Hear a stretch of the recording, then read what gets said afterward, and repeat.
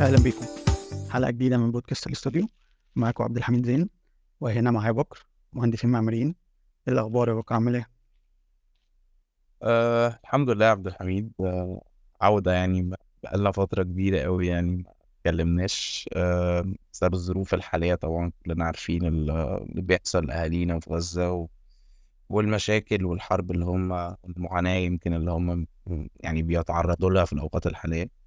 فبصراحة الواحد ما كانش قادر إن هو يطلع يتكلم في أي حاجة يعني ويمكن لما حتى لحد دلوقتي يعني الواحد لسه برضه بيعاني من نفس النقطة دي، ولولا حتى عنوان الحلقة يعني ما كناش طلعنا فعلا اتكلمنا أو بقى في حاجة أصلا نتكلم فيها. فطبعا بداية يعني ندعي لهم، ندعي لهم ربنا يصبرهم. ندعي لهم فعلا المعاناة دي تخلص في أقرب وقت. آه ونتمنى يعني إن إحنا كلنا نفضل على نفس المنوال، نفس فكرة المقاطعة، نحاول نساعدهم بأي طريقة إحنا نقدر نساعدهم بيها. لأنهم فعلا محتاجين المساعدة دي، وعلى قد ما احنا مش في ايدنا حاجة كبيرة قوي، ولكن كلمتك انت او حتى صوتك فعلا بيفرقوا بشكل كبير قوي. مقاطعتك الكلام ده كله فعلا بيفرق معاهم، ولو حتى بشكل غير مباشر يعني. لان احنا كلنا مرتبطين بأهالينا في غزة بشكل كبير. مش بس يعني ارتباط الحدود، ولكن يعني ارتباط الدين والعروبة والكلام ده كله حاجات يعني بتلمسنا بشكل كبير قوي.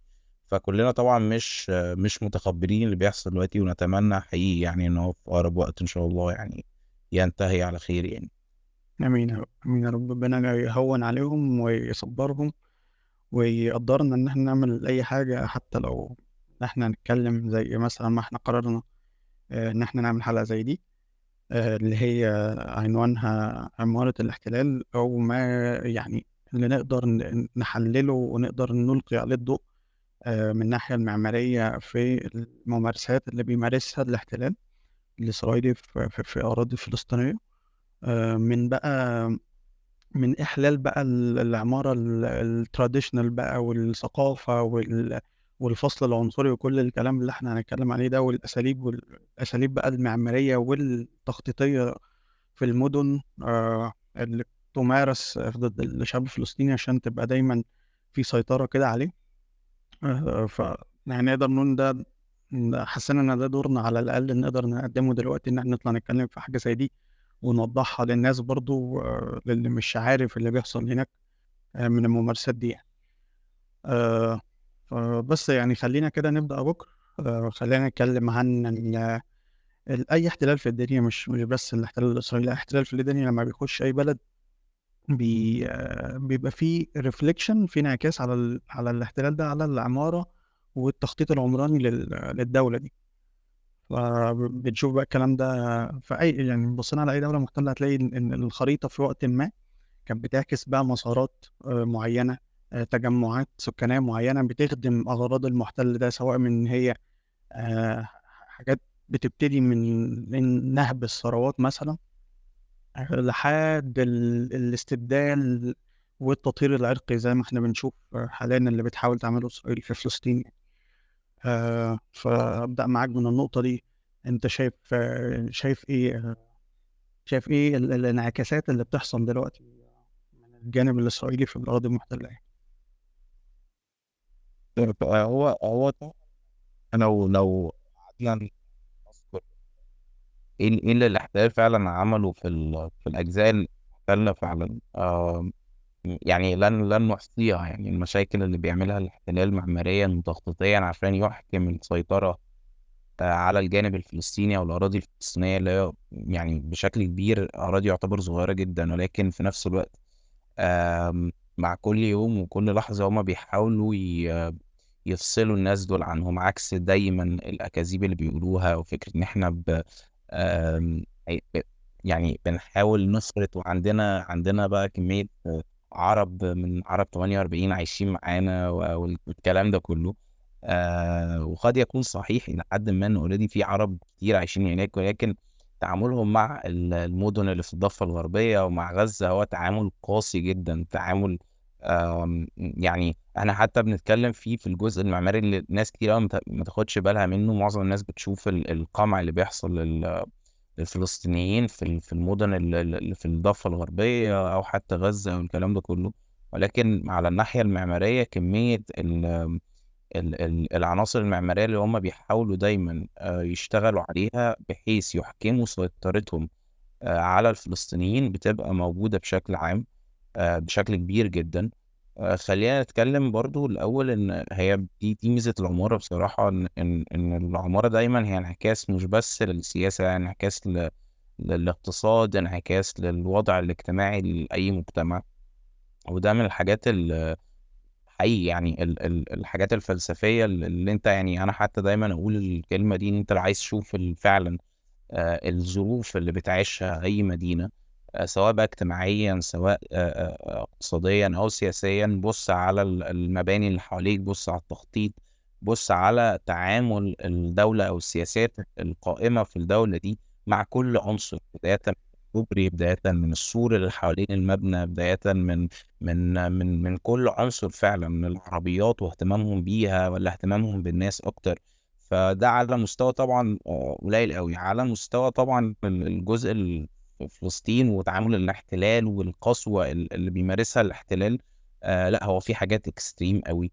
فكرة الفصل الشديد جدا وعدم الانخراط بين المسلمين فلسطين او حتى الفلسطينيين بشكل عام، لان في جزء كبير جدا منهم مسيحي، ومحاولة الاحتلال نفسه من تطهير الجزء ده، وان هم فعلا مش عايزينهم وان هم مش عايزينهم ينخرطوا معاهم.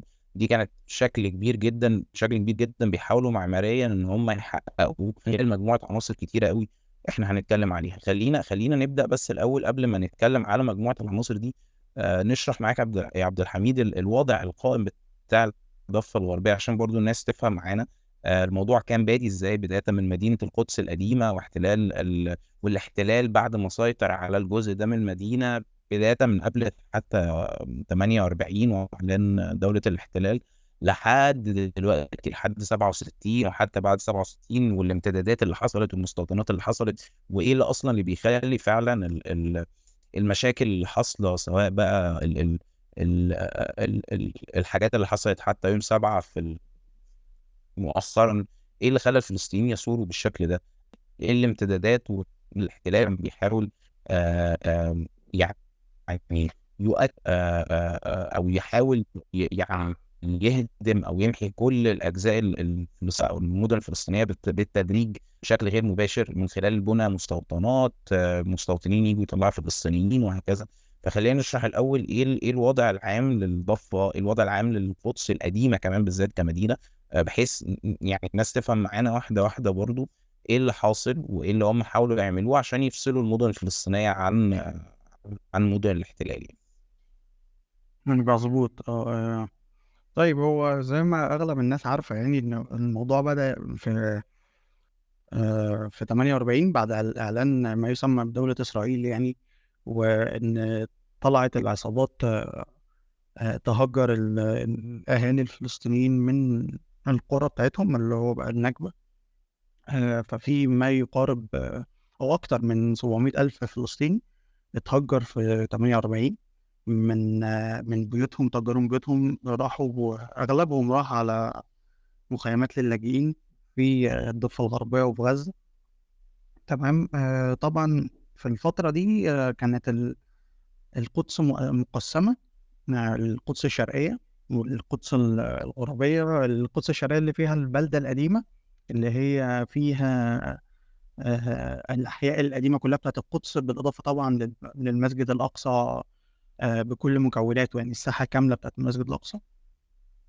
وبعد كده في 67 تم احتلال طبعا بقية الأراضي الفلسطينية بما فيها القدس الشرقية والمدينة القديمة يعني. وبعد كده تم في القدس بالتحديد تم عمل كذا محاولة لتهويد المدينة. أولا وسعوا الحدود بتاعتها، عملوا ما يسمى زي القدس العظمى عارف انت لو انت مثلا زي القاهرة، عندك القاهرة والجيزة والقليوبية دي القاهرة العظمى، فهم زودوا المساحة بتاعة القدس. ضموا أماكن من الحدود بتاعتها وعملوا فيها مستوطنات بحيث إن هم يدفعوا الموضوع ناحية تهويد القدس، وإن هم يزودوا نسبة اليهود بالنسبة للمسلمين، عشان بقى طبعا الأسباب السياسية الواضحة اللي هي لو في انتخابات أو تصويت أو أي حاجة يبقى الموضوع في كفة المستوطنين لليهود يعني. خليني معلش، عشان الجزئية دي برضو مهمة قوي. هو فكرة برضو سيطرتهم على قلب المدينة، الجزء بتاع المسجد الأقصى والجزء القديم نفسه من القدس نفسه اللي فيه المدينة القديمة، اللي هي زي المعز عندنا والكلام ده كله. آه، سيطرتهم كمان مش بس كمان سياسية على الجزء ده، ومحاولة إن هم يحصلوا عليه بشكل تام، ومحاولة الامتداد حواليه، وزي كده ما بيعملوا أكنهم بيعملوا كفر أو بيعملوا حدود، أو بيكبروا الحدود اللي حوالين المدينة القديمة دي بالذات. لأن هم محتاجين، يعني احنا زي ما بنقول كده، هم بيحاولوا حاليا حتى ومن قبل كده يغيروا الهوية نفسها بتاعة القدس. آم، يعني من خلال عناصر كتيرة قوي، من خلال يعني حتى بيحاولوا يعملوا حاجات تحت المسجد الأقصى، سواء بقى أنفاق فيها زي متاحف أو كلام ده، يغيروا الهوية الإسلامية نفسها ويغيروا الهوية حتى الناس اللي ساكنة هناك. فهم بيشتغلوا على الحتة دي جدا، مش بس عشان فكرة زي ما عبد الحميد قال كده، فكرة الجزء السياسي، على قد ما هو تغيير الهوية نفسها، وعشان يقولوا لأي حد جاي لا يا جماعة، ده المكان ده أصلا بتاعنا. والأفكار اللي هم دايما بيروجوا ليها، واللي هي فعلا أكاذيب، مش غير كده يعني. ف... فدي كانت نقطة من النقط المهمة قوي، إن هم اهتمامهم بالجزء قلب المدينة أو قبط المدينة، أو الجزء بتاع المسجد الأقصى والمدن المدينة القديمة اللي حواليه. بالنسبة لهم ده جزء مهم قوي، لأن احتلالهم للجزء ده وسيطرتهم عليه وتهويده بشكل كامل، ده معناه فعلا كارثة بالنسبة للمسلمين اللي عايشين هناك، كارثة للأمة الإسلامية بشكل عام. لأن أنت ده يعتبر المسجد الأقصى والجزء القديم ده هو فعلا نبض الأمة الإسلامية، وجزء مهم قوي في هويتها الإسلامية يعني. فسيطرتهم بالظبط. عليه هو بالنسبة لهم نجاح فعلا كبير قوي يعني. وهو ده فعلا اللي بيحاولوا يعملوه بشتى الطرق يعني، سواء بقى سلمية أو غير سلمية، وهم ما يعرفوش حاجة سلمية للأسف يعني. ف... فبس هي دي النقطة يعني. بالإضافة أصلا إن الهدف الأكبر إن ما يزعم يعني اللي هو هيكل سليمان اللي هم بيزعموا إن هو موجود هناك.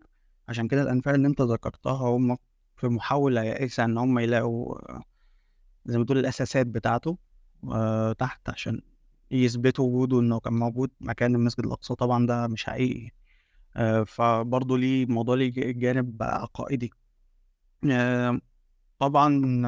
وما ننساش إن من أشكال السيطرة اللي حصلت في 67 إن هم هدوا الحي المغاربة، اللي هو ناحية دلوقتي ما يسمى بحائط المبكى أو حائط البراق يعني.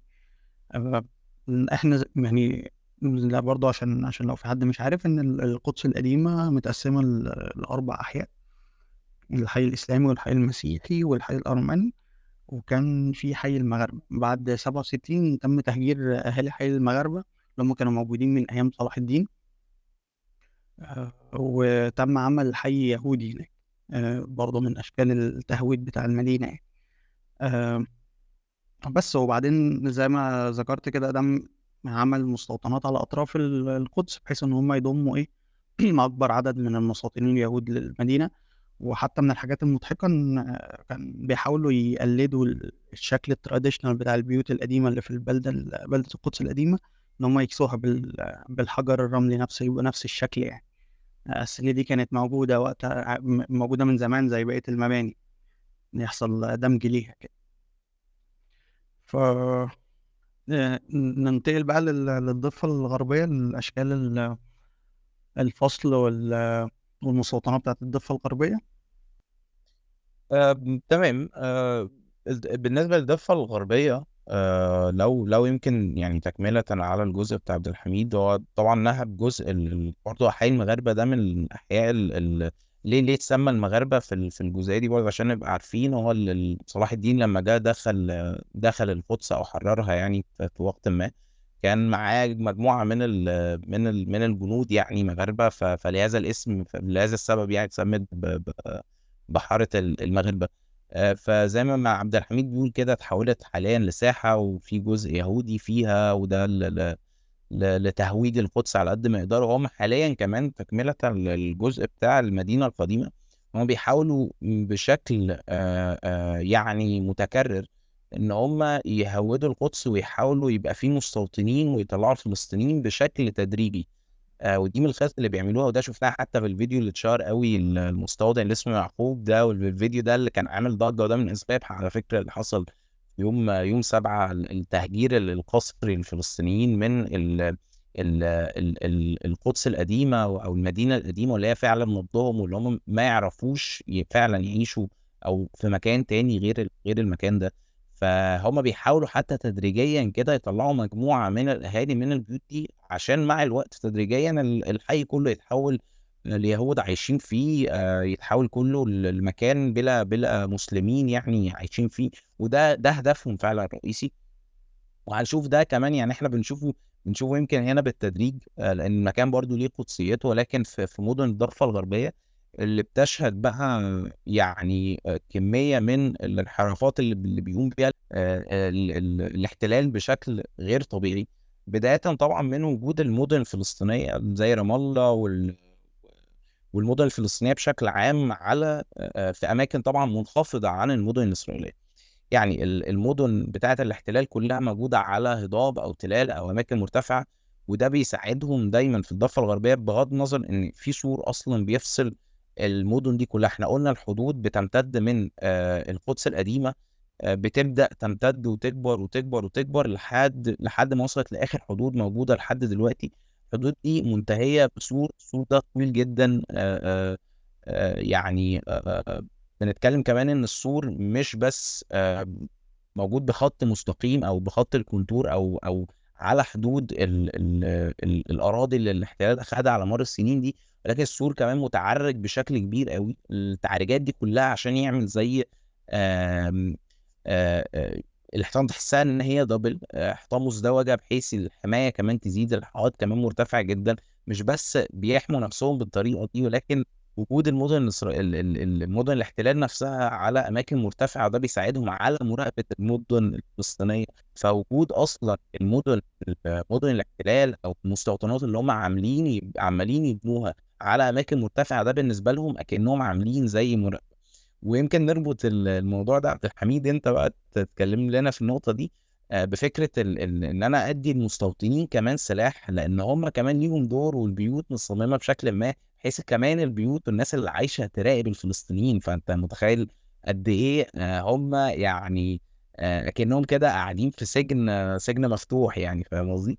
بالظبط. هو السور اللي انت اتكلمت عليه، سور الفصل العنصري العنيف جدا، ان هو ماشي بشكل متعرج، لان هو زي ما تقول قاعد بيحتضن الاجزاء اللي هم خدوها بشكل غير قانوني حوالين القدس ومن الضفة الغربية بشكل عام. فهو عشان كده ماشي بشكل متعرج بشكل كبير جدا. انا عارف انت بيمشي حوالين اماكن هي مش متخططة من الاول ان هي بالظبط. تبقى في الاماكن، تبقى في المكان ده.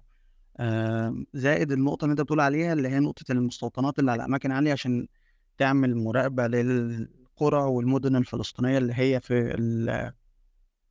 في الوديان وفي الأماكن المنخفضة بشكل عام. لأن احنا زي ما احنا عارفين يعني التopography بتاعت فلسطين مش مستوية. هي فيها تلال كتير وفيها جبال كتير. فدايما كانوا بيحرصوا إن المستوطنات اللي في وسط القرى الفلسطينية في الضفة الغربية تبقى على النقطة، عشان الإيه، الجزء المراقبة ده. ياخدنا الفكرة مهمة قوي، بدأت مع ظهور الفكرة الصهيونية في الثلاثينات أصلا، ومن قبل كده كمان. آه، وألا وهي المستوطنة الإسرائيلية الأولى، أو الفكرة المستوطنة الإسرائيلية الأولى، واللي هي بتتكون من السور والبرج المراقب. احنا بنلاحظ ده طبعا في الوقت الحالي في برج المراقبة اللي موجود أصلا على الأسوار الفاصلة اللي اوريدي موجودة في الضفة الغربية، وموجودة حتى في غزة، في جدار فاصل كبير بين غزة وبين الغلاف بتاعها. فدايما بيحرصوا على وجود برج المراقبة ده، اللي هو متصمم بشكل انت ما تعرفش تشوف ان في حد جوه ولا لا. انت دايما بتفترض ان في حد جوه مراقبك في السور ده. فكانت إيه هي أصلًا فكرة المستوطنة الأولى للإسرائيليين، اللي هي برج مراقبة في النُص وحواليه سور كبير، تمام، وجوّه المستوطنة بقى اللي فيها المستوطنين دول، واللي هم بيكونوا زي ما أنت ذكرت كده بيكونوا بشكل أساسي مسلّحين.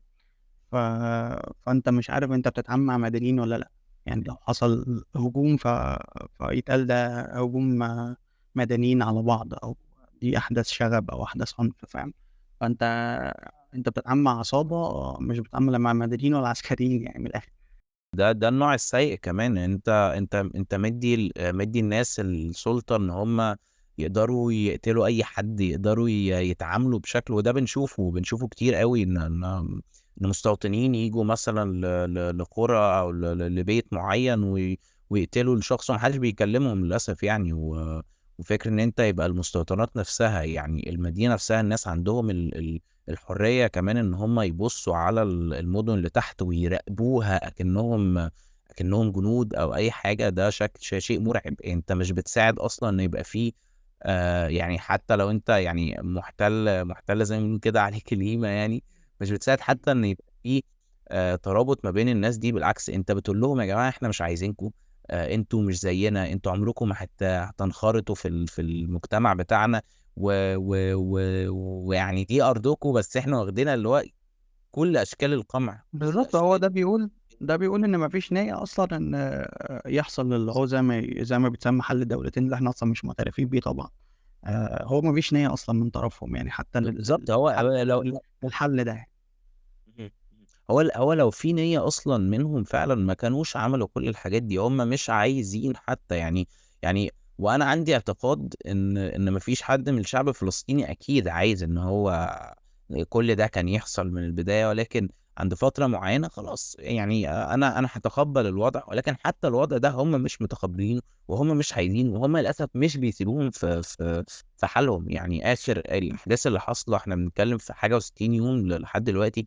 الناس اللي تم يعني فك أسرها من المحتجزين أو الأسرى الفلسطينيين اعتقلوا تاني، واعتقلوا أصلا أعداد كبيرة جدا أكتر من كده. فهو مهما تعمل، مهما تقول، هم شايفين إن الناس دي فعلا زي ما اتقال، وهم قالوا بشكل عام إن الناس دي حيوانات، وإن الناس دي مش المفروض نعاملهم زينا، والناس دول ما لهمش حق الحياة، مع إن دي مش أرضهم. فقمة البجاحة، قمة عارف أنت الفوضوية، وحقيقي يعني وضع مأساوي يعني لا يحسد عليه الفلسطينيين ان هم بيتعاملوا مع هذه العقلية يعني بشكل كبير يعني. طبعًا يعني هو ده للأسف العقلية الاستعمارية، وده إرث استعماري من زمان يعني من القرن ال18 والّا حاجة، لمّا بدأت أوروبا تبدأ تستعمر العالم وتكتشف العالم الجديد وما إلى ذلك.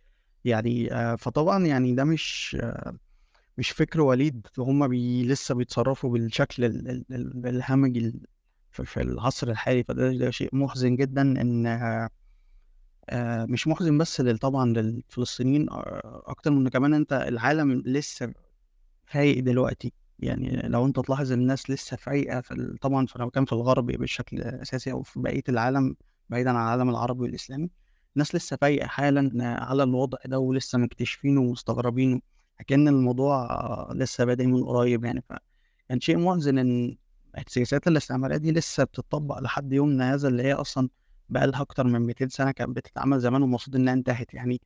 على كلامه وانتهت. وزي الفكرة بس ان حاليا آه المفروض يعني زي ما هم دايما بيفهمونا، ودي يمكن كانت نقطة انا كنت حابب اتكلم عليها في البداية وانا يمكن تناسيتها. لكن فكرة ان انت وصلت لمرحلة انت حاسس ان فعلا كل اللي بيحصل حواليك كان كدب. يا جماعة يا جماعة، احنا بقى جو حقوق الإنسان وقوانين الحرب والكلام ده كله طلع أي كلام، واحنا يا جماعة كدابين، واحنا ما بنتقوش إلى الحرية. which is احنا فاهمين الكلام ده من قبل كده، وكان باين في مجموعة سياسات عملتها أمريكا أو دولة الاحتلال في دول كتير جدا إسلامية وغيرها، بداعي يعني نشر السلام والحرية والديمقراطية. ولكن لما هنا يجي مثلا نقول إحنا لازم نوقّف إطلاق النار ويعني نصوّت بالرفض، فده يبقى يعني مشكلة، يبقى ده تحيُّز، يبقى الكلام ده كلّه بس هو بنصدّر للسوشيال ميديا وبنصدّر العالم إن إحنا دولة بتسعى إلى السلام، وده مش حاصل. فأنت بيحطّك قدّام معضلة فلسفية إن أنا يا جماعة عايش هنا بقى لي say أيًا كان عدد من السنين، أنا عايش في كدبة. كل حاجة بقى لازم نغيّرها، كل حاجة لازم نبُص لها بشكل مختلف، وخلاص كده بقى يعني فاهم؟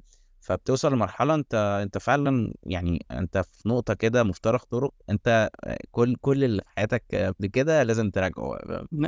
نقدر نسميها لحظة تنوير يعني، حتى ممكن نبدأ وده نعكسها نجاح على على العمارة. فكرة يوم 7 وده يعني معلش عشان أيوه، أقاطعك، أيوه طبعًا، ده نجاح طبعًا. أصلًا، ده فعلًا نجاح يعني. طبعًا بالضبط، أكيد، أكيد. أنا يعني زي ما الموضوع برضه هو عبارة عن مأساة كبيرة جدًا، ومحزنة بشكل ضخم يعني، بس تقدر تقول من أحد الجوانب المضيئة اللي فيها يعني موضوع الاستفاقة اللي حصلت دي. فحتى زي ما باقول لك إحنا ممكن حتى نعكسها على العمارة.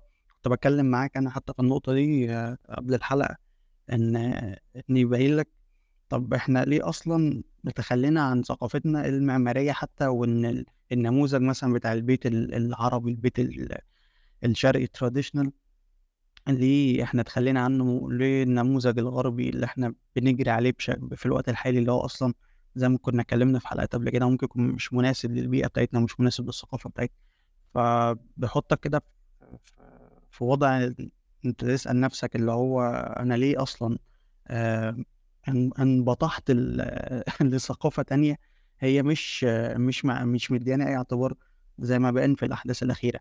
وده بياخدنا للنقطة بتاعة بتاعة استبدال البيوت بتاعة الفلسطينيين من بعد النكبة لحد دلوقتي. و وإن الاحتلال دايمًا بيسعى في الأماكن اللي بيسيطر عليها إن هو يهِد البيوت بتاعة السكان الأصليين اللي هم كانوا الساكنين الفلسطينيين، إن هو يستبدلها بعمارة مختلفة، بيهدّها خالص ويستبدلها بعمارة مختلفة تمامًا أقرب للعمارة الأوروبية والأمريكية يعني. كمان المستوطنات اللي أنت ذكرتها اللي بتتبنى ما بين القرى الفلسطينية على أماكن مرتفعة، بتبان فيها التراث ده دايمًا يعني. أغلب أغلب المستوطنات حتى لو شُفناها في الصور هتلاقيها pitched roof اللي هو السقف المايل ده، ومتغطي بقرميد أحمر شبه البيوت اللي بنشوفها في الضواحي الأمريكية مثلًا. بالضبط، بالضبط. هو الجزئية دي كمان ليها أبعاد يمكن مش يعني هو تغيير الهوية يا جماعة، إحنا لازم نفهم إن هم مش بس عايزين يدخلوا يحتلوا، يعني عارف أنت في موديل كده من الاحتلال زمان كده، أنا هاحتلك واخلّي في مندوب هنا يعني والي عن مثلًا الإمبراطورية البريطانية ساعتها أو أيًا كان. لكن ده يعني وهاحكم البلد وآخد ثرواتها وهكذا، لكن مش هامحي كل حاجة موجودة، لأ. يعني أنت بقى concept احتلال شديد التطرُّف، شديد التطرُّف زي ما إحنا بنتكلّم، فكرة إن أنا بقى بامحي كل حاجة، أنا مش باتكلّم على الناس إن أنا باطردهم من المكان، أنا باطرد الناس، أنا باشيل كل المباني اللي كانت موجودة، أنا مش عايز الهوية بتاعتكم، مش عايز التراث بتاعكم، مش عايز الدين بتاعكم، مش عايز أي حاجة، مش عايز أي حاجة كانت موجودة، أنا عايز أعمل أنا كل حاجة ليها علاقة بيّا.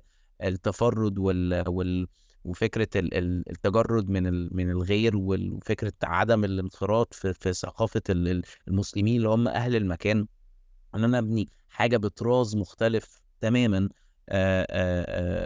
تبقى مختلفة عن اللي كان موجود.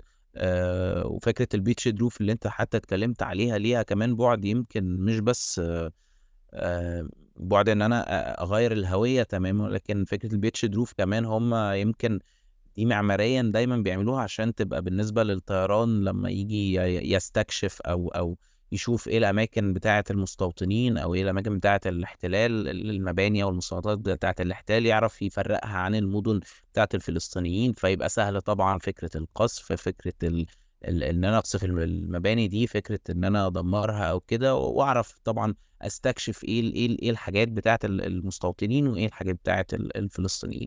تبقى دي برضه جزء معماري مهم أوي، يقدروا يستكشفوا كل ده.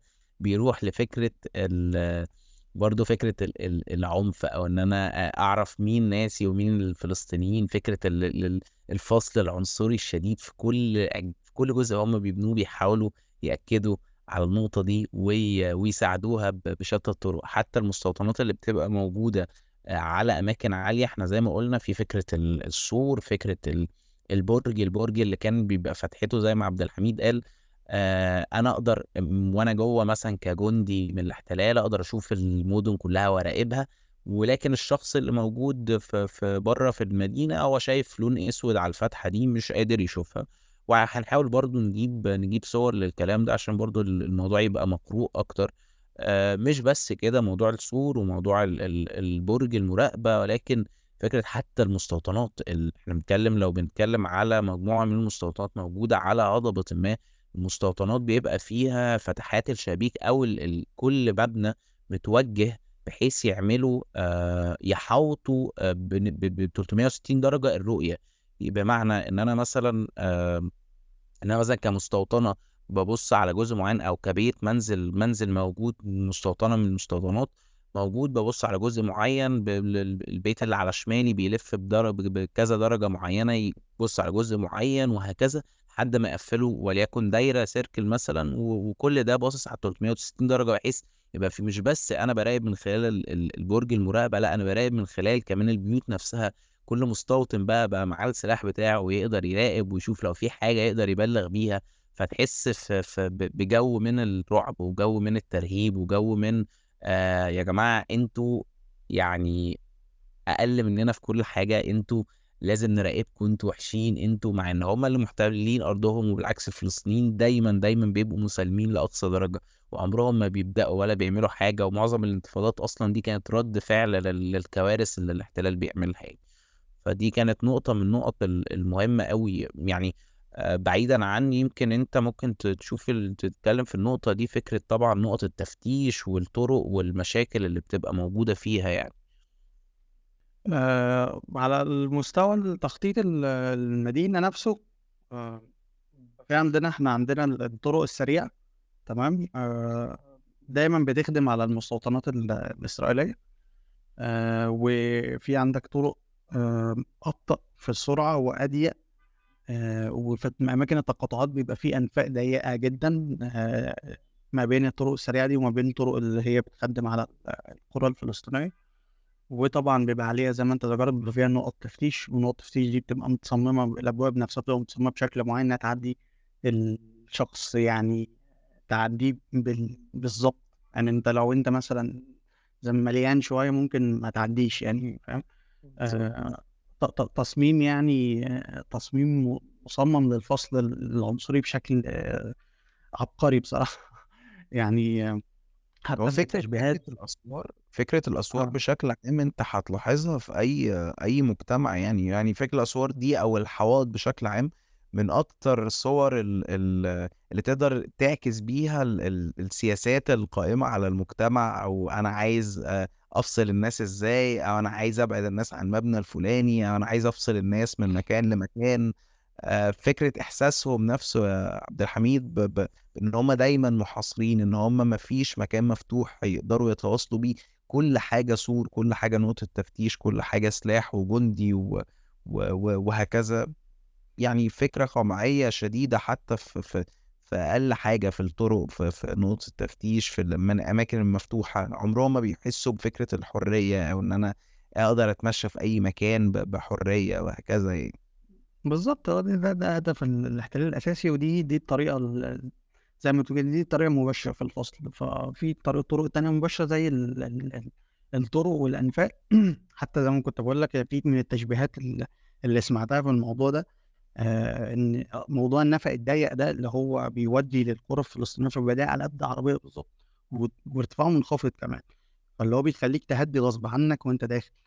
من التشبيهات اللطيفه اللي سمعتها ان كان في راجل زي عالم نفس او علم نفس وتخطيط حاجه كده في الخمسينات في امريكا، كان بيتكلم ان في الاحياء الاحياء السود، الامريكان السود في امريكا، كان بيحطوا الانواع دي من الانفاق المنخفضه والضيقه عشان يمنعوا وصول السود للأماكن الأماكن اللي فيها الناس البيض، الأمريكان البيض، تمام. فيبقى في النفق ده مثلا بيدخلك على حي الناس اللي هم الأمريكان البيض، فالنفق ده بيعدي عربية، تمام، عربية خاصة، والأمريكان السود كان دخلهم منخفض، فدايما بيركبوا الأتوبيس أو المواصلات العامة، فالأتوبيس ما يعديش أصلا من النفق ده، فأنت عمرك ما هتوصل، يعني عمرك ما هيبقى في أمريكان سود يوصلوا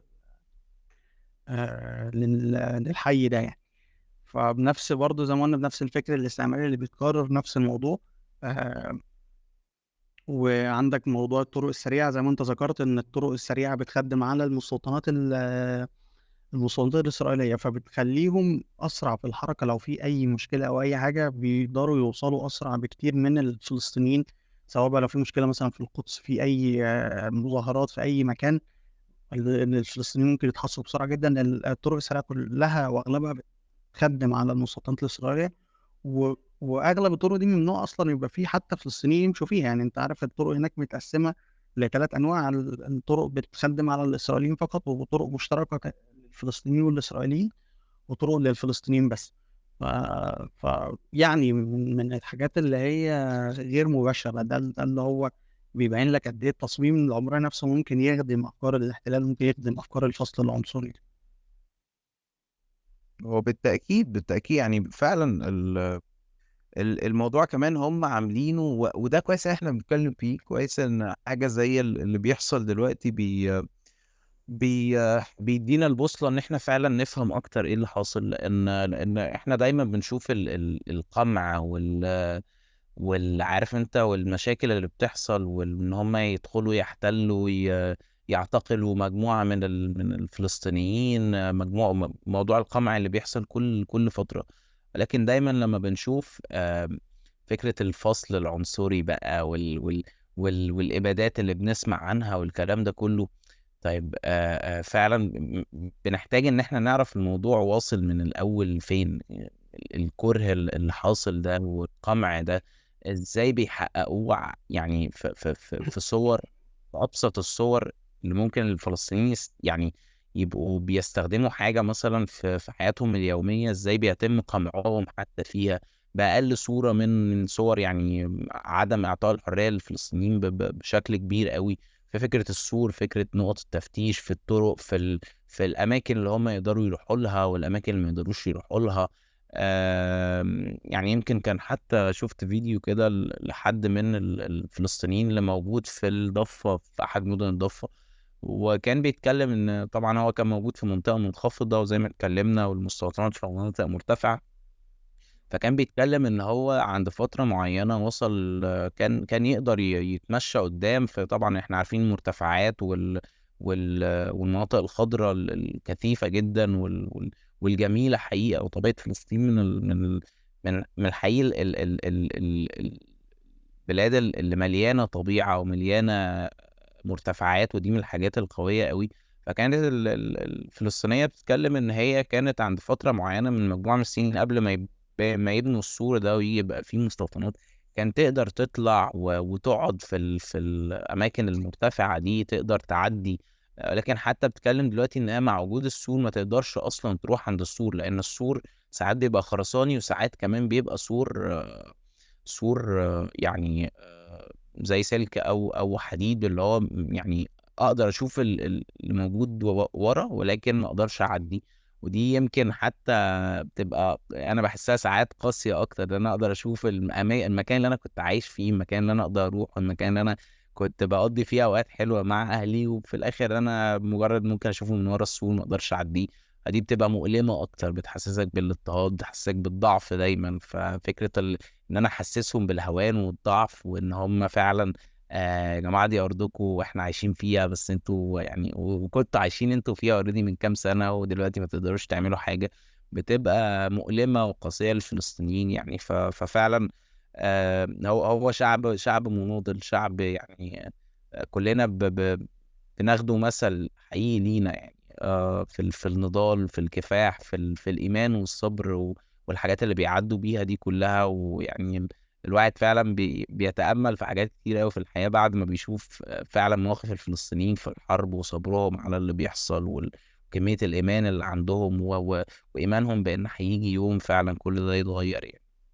ده حقيقي، ده حقيقي، ده كلام لا شك فيه ويعني كنا إن إحنا قاعدين هنا بنفصص وقاعدين بنحلل النماذج المعمارية دي والعناصر المعمارية دي، آآ يعني ما يخلّيهاش بالسهولة اللي إحنا بنتكلّم فيها. الموضوع فعلًا تخيّل إن أنت اللي بتتكلّم فيه ده بيحصل لك بشكل يومي أو أنت بتتعامل معاه بشكل يومي. الموضوع بيبقى فظيع جدًا. إحنا لمّا حتى بنتكلّم في أي تصميم معماري سيء أو فيه جوانب سيئة، حتى كُنّا بنقول دايمًا يا جماعة إن ده مثلًا بيت إن الناس هتتعامل معاه كل يوم.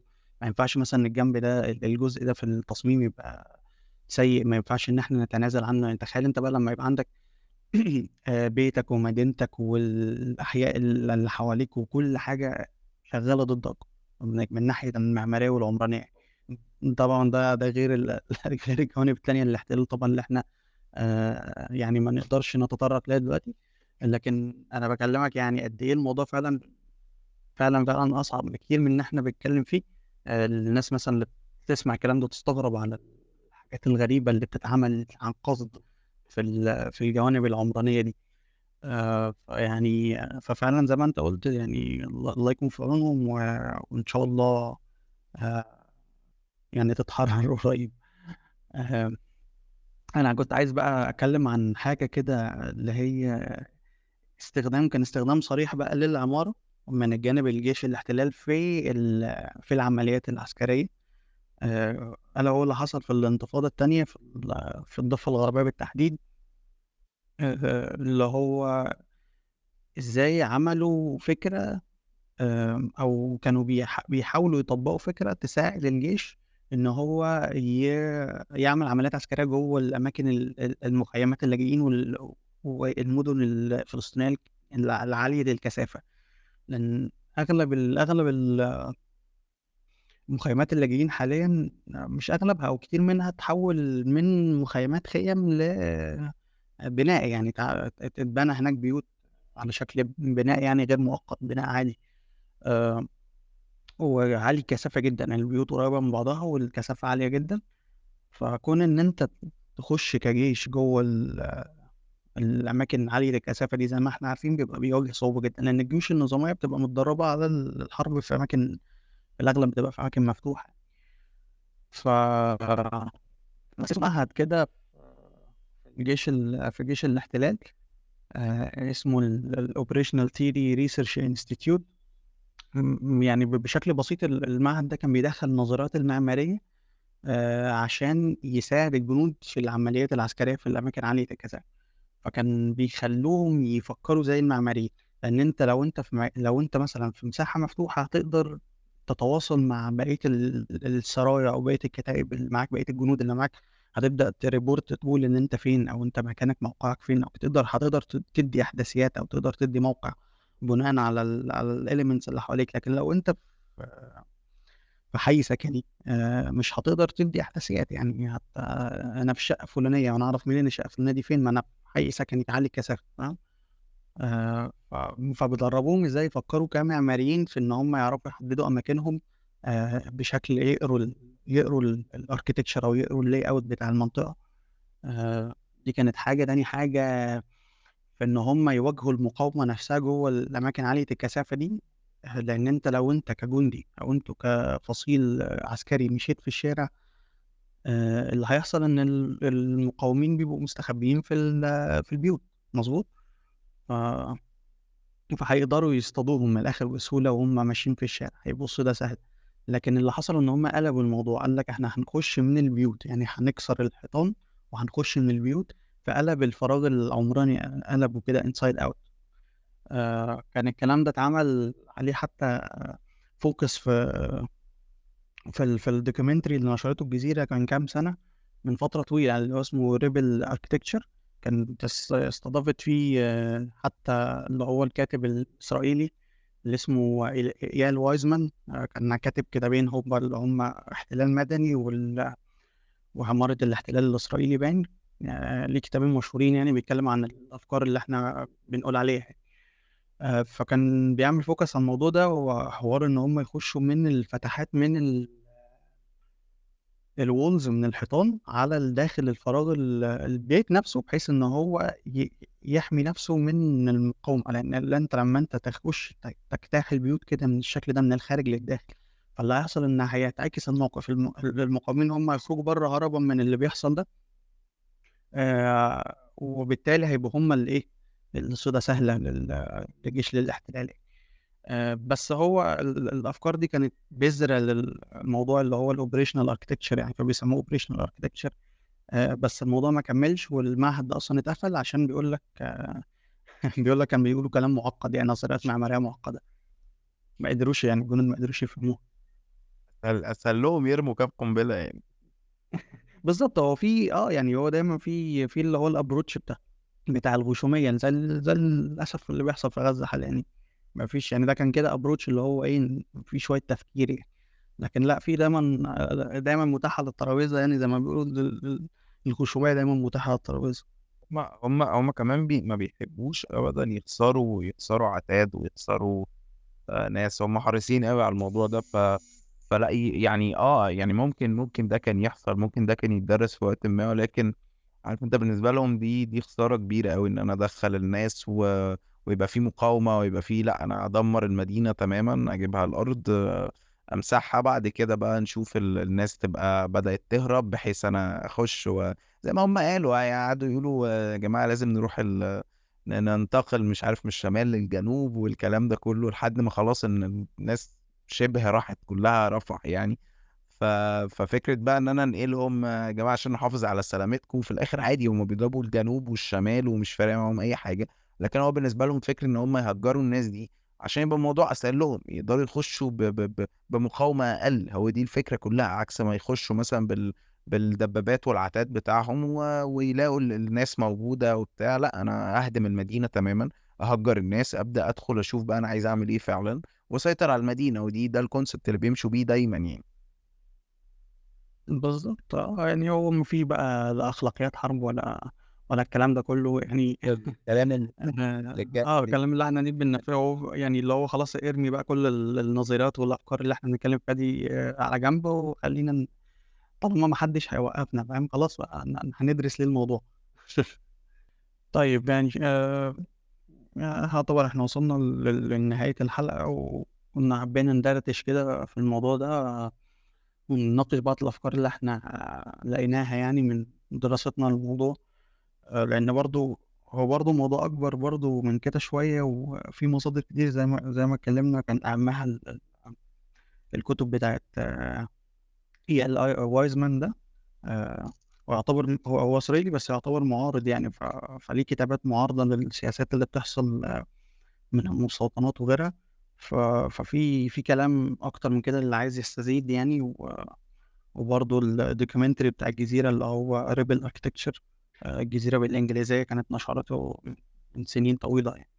آآ ويعني نتمنى إن الفترة الجاية الوضع يتحسن، وحتى معماريًا إحنا نبدأ كمان نشوف الموضوع بنضارة مختلفة، وندرك إن ثقافتنا فعلًا جذورها عميقة جدًا، وإن هي مهمة جدًا، آآ إن إحنا ما ينفعش نتخلى عنها كده بشكل سهل، لإن ده اللي العدو عايزه عشان يستبدلك من غير حتى ما يحاربك ولا أي حاجة. بالظبط. لان احنا كمان يا عبد الحميد، تكملة للنقطة دي، لان احنا لينا دور كبير قوي، لينا دور كمعماريين وكمعماريين كمان يعني. المعماريين بالذات المؤرخين اللي يقدروا يوثقوا كل يعني. بنشوف في غزة حتى الكنايس حتى المساجد القديمة والتاريخية اللي بيتم يعني هدمها بسبب القصف دلوقتي. دورنا احنا نقول الكلام يعني فعلا دورنا كمعماريين نبدأ ندور عن أصل دولة فلسطين، عن هويتنا الإسلامية، وعن الأماكن أو المدن التاريخية اللي كانت موجودة في فلسطين، ونبدأ نشوف إيه تاريخ المدن دي، ونبدأ نوصل صوتنا أكتر من كده. كل اللي فعلا في إيده إن هو يعني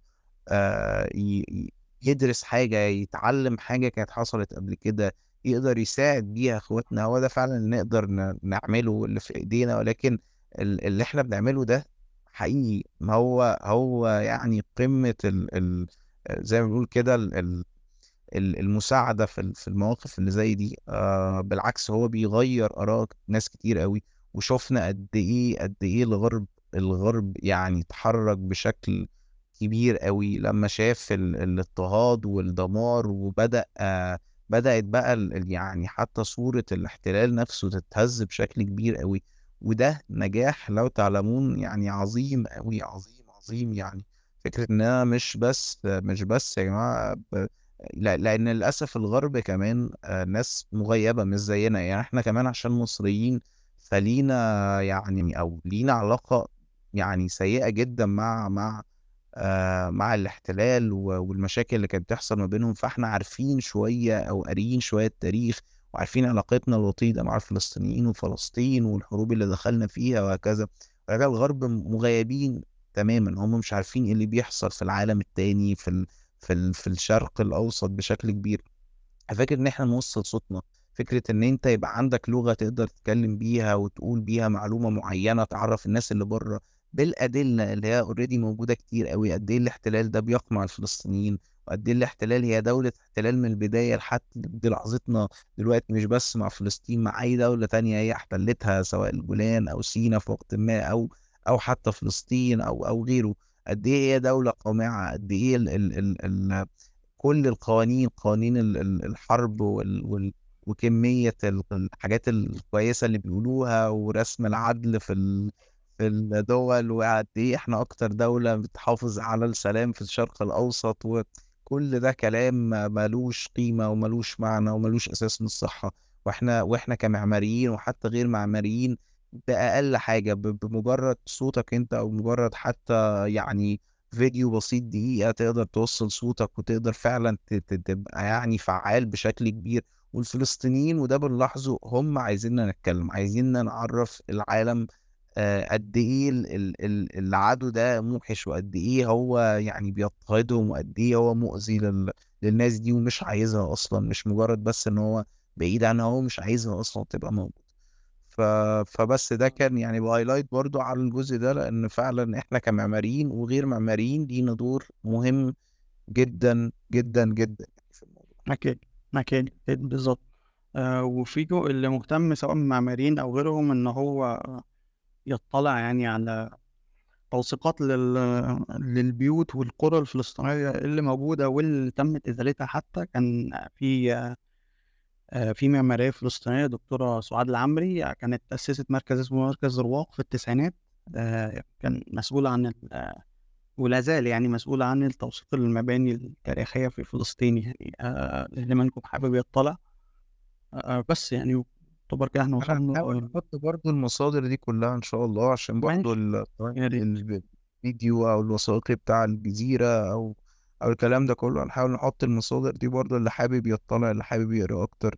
ونتمنى ان احنا كل فترة فعلا نحاول نعمل حلقة نستكشف فيها يعني صور مختلفة من اضطهاد الاحتلال للفلسطينيين معماريا. لأن ده بالنسبة لنا يعني مش بس على مستوى إن إحنا نعرف الناس، على المستوى الشخصي فعلا بنحس يعني إن إحنا محتاجين إن نحس بالفلسطينيين ونحس بمعاناتهم ونوصل صوتنا يعني. أكيد بس يعني عشان ما نطولش عليكم احنا كده وصلنا لنهاية الحلقة. وشكرا لك يا بكرة على المناقشة مش عايز أقول الحلوة، بس هي فيها جانب محزن بس كانت مثمرة يعني. بالظبط شكرا يا عبد الحميد، ونتمنى فعلا نكررها ويعني نحافظ على المناقشات اللي من النوع ده يعني. إن شاء الله نشوفكم إن شاء الله في حلقة جديدة من بودكاست الاستوديو. مع السلامة.